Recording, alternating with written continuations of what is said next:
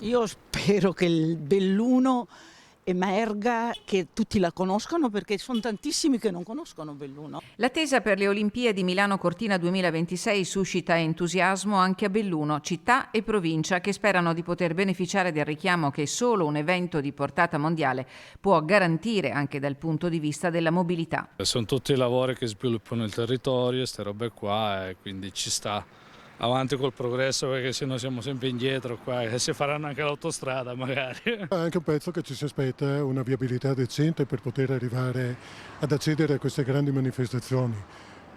Senz'altro è un fiore all'occhiello per Belluno, che comunque Cortina lo è da anni.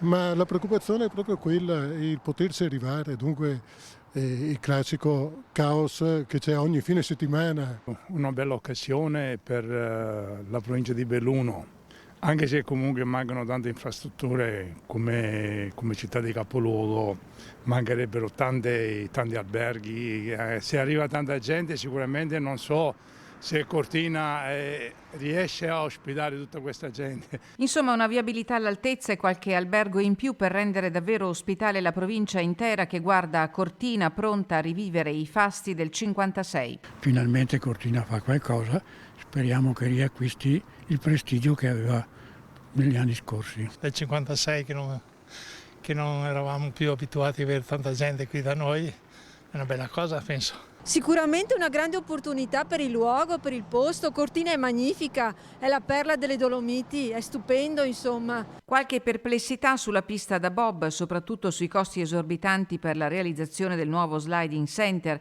e più in generale sul posto Olimpiadi. Cerco proprio di essere onesto, secondo me non è che porti più, sì ti porterà tanto lavoro in quel momento lì, però dopo tutto sparirà.